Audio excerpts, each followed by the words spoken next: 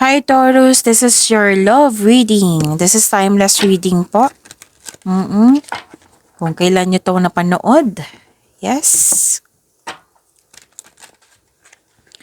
Okay, paalala lang po, kung naka-resonate kayo, comment down. Kung hindi kayo naka-resonate, ibigay nyo po sa iba.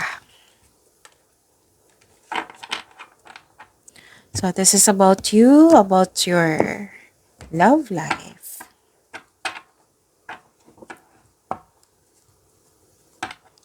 Spirits guide, ano po yung gustong sabihin ng person ni Taurus sa kanya? I need 4 cards po. Okay. Sabi po dito, I know I was wrong by not talking to you. Would you be open to talking now? So, naghahanap to ng chances na gusto kanyang kausapin. Taurus. I never want to see you again. You hurt me. Ooh, may energy dito na. Okay. Pwedeng nasaktan to. Okay, pwedeng nasaktan to, gusto niya ng space, pero now gusto niya makipag-usap sa iyo. I feel empty without you. So, na-miss ka ng taong ito.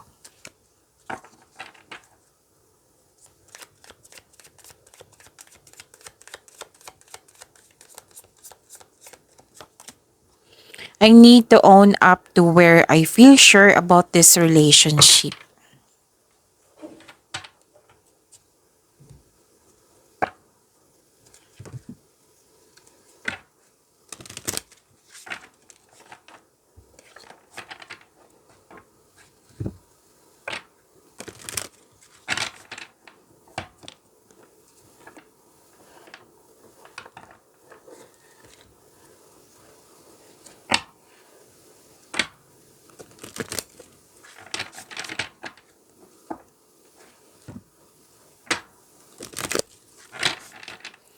Para po ito sa iyo. Taurus, love life niyo po. Spirits guide, kamusta po ang love life ni Taurus? I need 2 cards po. Energy po sa love life ni Taurus. Bakit nalungkot kayo dito? Kasi nga, nalungkot kayo kasi may loss of connection. But you have to move forward. Okay?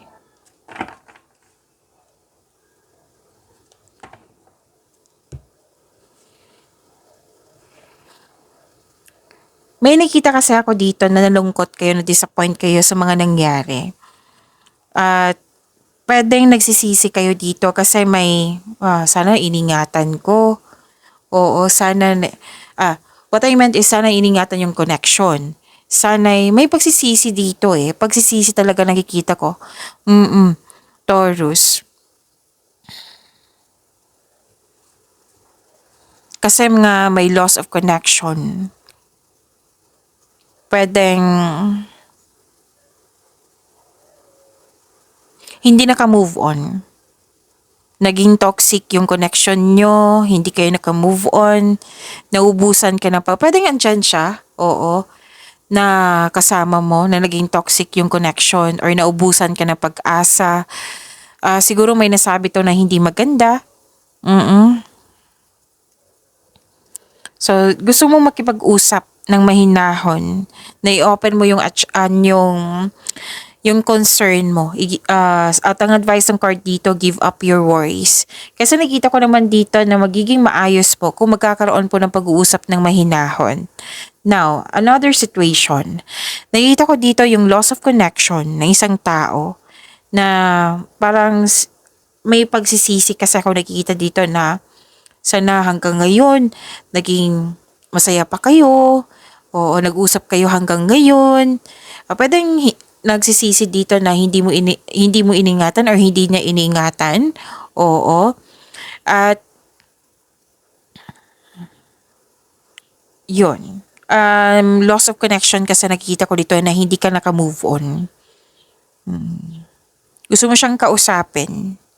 So, sabi ng card dito, your focus po daw kayo sa mind healing instead of suffering.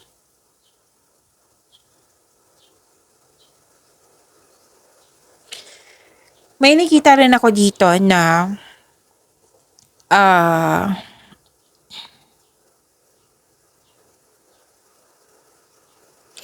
okay. Sobrang busy mo. You're making yourself busy. Para hindi mo maisip tong emptiness na ito. Okay? Pwede din nagkaroon ka ng disconnection dahil sa pagiging busy mo.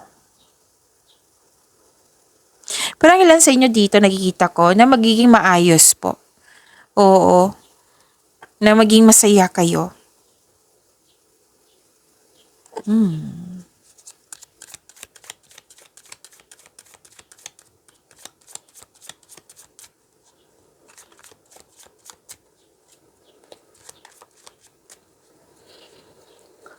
Spirits guide, ano po yung challenges na ma-overcome sa love life ni Taurus? I need 2 cards po.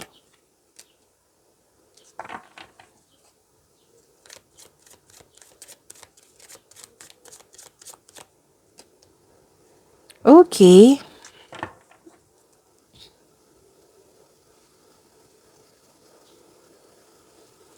Pwede nasa malayong lugar kayo, Taurus?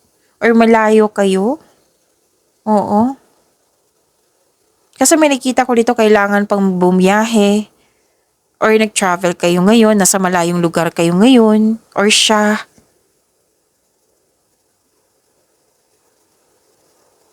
Magkakaayos kayo kasi gusto mo. Actually, oo. So, tingnan natin sa energy ng person mo. Pero yung nakita ko talaga dito na gusto mong magkaayos kayo. Gusto nyong magsimula ulit. So, excited kang makita siya, excited kang makausap siya.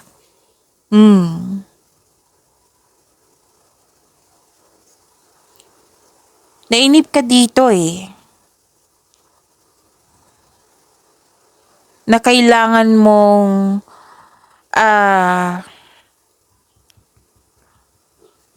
may lumabas dito na loss of connection na parang wala ka ng balita sa kanya. Na kailangan mo magsaliksik, magtanong kung saan na siya, magtanong ng number niya, or hinihintay mo yung, may sabi dito hinihintay mo yung pagkakataon na mag-usap kayo. It might, kasi may sabi dito na hinihintay mo siya, na siya ang mag-approach sa iyo. Naghintayan kayo, Taurus, kasi siya din.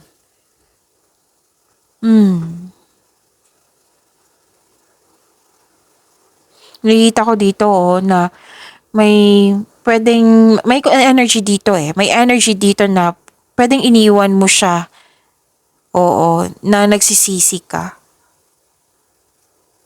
Or iniwan mo siya na hindi siya intention. Kumbaga, na-busy ka, sa trabaho. Tapos, yun na may pagsisisi dito kasi hindi mo siya nabigyan ng panahon.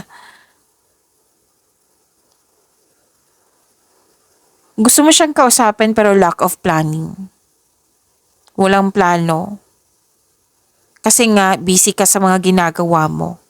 Naging impatient ka rin. It might be hinihintay mo talaga siya. Naghintayan po kayo. Spirits guide. Kamusta po ang feelings ng person ni Taurus? Kamusta po yung, kung ano po yung dapat malaman pa ni Taurus mula kay person niya? Ano pa po yung gusto niya sabihin kay Taurus? Ano pa po yung next action ng person ni Taurus sa kanilang connection? Ano pa yung gustong malaman? Ano yung dapat malaman ni Taurus para sa person niya? Okay, tungkol sa person niya.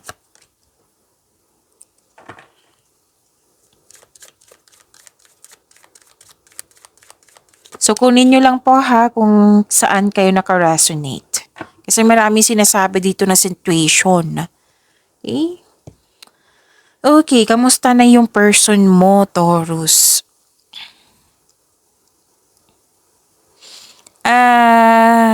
Okay. Nakikita ko dito hindi siya gumagawa ng action. Disconnection talaga. Disconnection.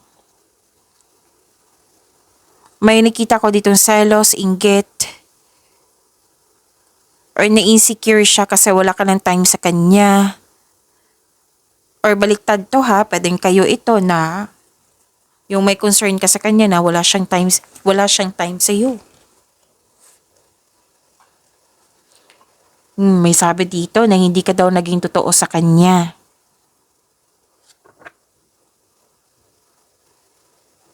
So this connection, tanggap ng taong ito na yung napili niyong desisyon. Actually, this person is, anong tawag nito? Nawalan siya ng hope Nawalan siya ng hope, magkakaayos pa kami nito o hindi.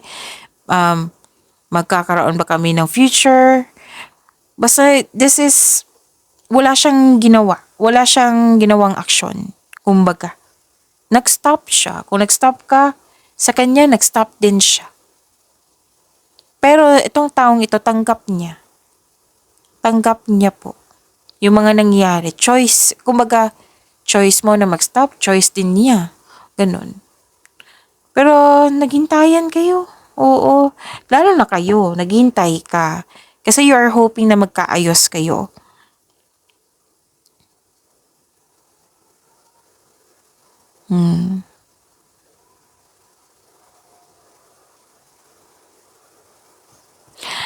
Actually, this person, pwede mo siyang kausapin. Pero may nakita kasi kung mga energy dito na this person is not ready.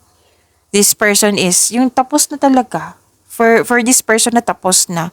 Pero some of you, yung person nyo, ang ilan sa person nyo dito, baka malito kayo ha, kasi maraming pinapakita dito. May ilan, nag-stop na.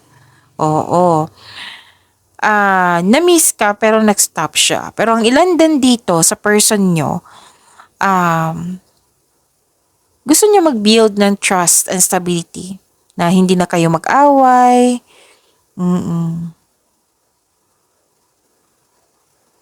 So may pag-asa na kausapin. Makausap mo tong person mo. So sa mga cross-watcher dito, gusto kong kausapin ni Taurus para magkaayos kayo. Nalungkot siya sa inyong disconnection. Kaya lang, busy tong taong ito. Si Taurus. So, sana'y magkaroon ng konkretong plano para mag-usap kayo. Oo. Okay? So, na-miss yung isa't isa Naghihintayan kayo. So, ang iba dito, nag-stop na. Umaga hopeless na. Pero ang iba dito, hinintay mo siya, yung approach mo. Tapos gusto niya ayaw na niya nang maulit yung mga nangyari, na disconnection. Gusto niya ayaw ng away. Okay? So, yun. Sana kung nalito kayo, so pasensya na po kasi may sinasabi dito. Sinasabi ko naman para sa mga may loss of connection, para sa mga nagsama dyan na hindi kayo okay. Okay? So, maintindihan nyo po kung parati kayong nanood sa akin sa kabilang channel. Maintindihan nyo kung paano ako mag-reading, okay?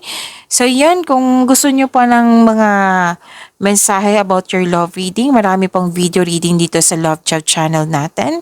So, panoorin nyo po, baka makaresonate kayo. Maraming salamat po.